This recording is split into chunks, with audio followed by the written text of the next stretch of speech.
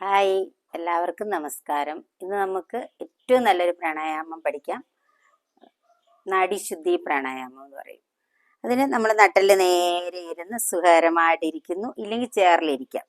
എന്നിട്ട് ആദ്യ ഇടത് കൈ ഇങ്ങനെ ചിന്മുദ്രയിലേക്ക് വെക്കുന്നു. ഏറ്റവും വലിയ തപസ്സാണ് നാഡീശുദ്ധി പ്രാണായാമം. ഇത് ചെയ്യുമ്പോൾ നമ്മുടെ ബോഡി ഇളകാൻ പാടില്ല. നമ്മൾ അനങ്ങാതെ ഇരിക്കുന്നു. നല്ല സന്തോഷത്തോടെയും നല്ല ചിരിയോടെയും. ഇനി നമ്മുടെ വലത് കൈയുടെ റൈറ്റ് ഹാൻഡ് എടുക്കുന്നു. Middle finger and index finger അല്ലെ ചൂണ്ടുവിരലും നടുവിരലും രണ്ട് പുരികങ്ങളുടെയും മധ്യഭാഗത്തേക്ക്, അതൊരു ഊർജ കേന്ദ്രം, ആജ്ഞാചക്ര എന്ന് പറയും, അവിടേക്ക് തൊടുന്നു. നേരിയ സ്പർശമേ ആകാവൂ. ഈ തള്ള വിരൽ കൊണ്ട് നിങ്ങളുടെ വലതു മൂക്ക് അടയ്ക്കാനും തുറക്കാനും, മോതിര വിരൽ കൊണ്ട് ഇടതു മൂക്ക് അടയ്ക്കാനും തുറക്കാനും ഉപയോഗിക്കും.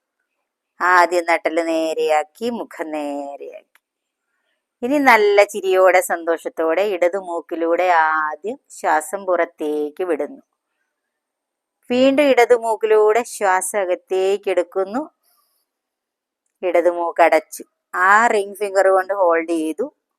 അടുത്ത മൂക്ക് തുറന്നു. റൈറ്റ് നോസ്ട്രിലൂടെ ശ്വാസം പതിയെ പുറത്തേക്ക് വിടുന്നു. വീണ്ടും റൈറ്റിലൂടെ ഇൻഹേൽ ചെയ്യുന്നു, ഹോൾഡ് ചെയ്യുന്നു. അടുത്ത മൂക്കിലൂടെ ലെഫ്റ്റിലൂടെ എക്സേൽ ചെയ്യുന്നു. ഇങ്ങനെ ഇടതടവില്ലാതെ ഇടതിലൂടെ അകത്തേക്ക്, വലതിലൂടെ പുറത്തേക്ക്. വീണ്ടും വലതിലൂടെ ശ്വാസകത്തേക്ക് ഹോൾഡ് ചെയ്യുന്നു, അടച്ചു പിടിക്കുന്നു. അടുത്ത മൂക്കിലൂടെ പുറത്തേക്ക് വിടുന്നു. ഇങ്ങനെ ഇടതടവില്ലാതെ ചെയ്തുകൊണ്ടിരിക്കും. ഒരു 2 മുതൽ 3 മിനിറ്റ് വരെ സമയം എടുത്ത് ചെയ്യണം. അവസാനിപ്പിക്കുമ്പോൾ ഇടതു മൂക്കിലൂടെ തന്നെ ശ്വാസം വിട്ടുകൊണ്ട് നാഡീശുദ്ധി പ്രാണായാമം അവസാനിപ്പിക്കും. എന്നിട്ട് കണ്ണുകൾ അടച്ചു വെച്ച് അല്പനേരം വിശ്രമിക്കും. ഇത് ചെയ്യുമ്പോൾ നമ്മുടെ സ്ട്രെസ് കുറയും. നമ്മുടെ ശരീരത്തിലുള്ള മുഴുവൻ നാഡീ ഞരമ്പുകൾ ഉത്തേജിക്കപ്പെടും. അപ്പം നമുക്ക് ഉറക്കത്തിന് ഏറ്റവും നല്ല സുഖകരമായിട്ട് ഉറങ്ങാനായിട്ട് ഏറ്റവും നല്ലതാണ്. അപ്പം ബ്രെയിനിൻ്റെ ഫങ്ഷനൊക്കെ നന്നായിട്ട് നടക്കും.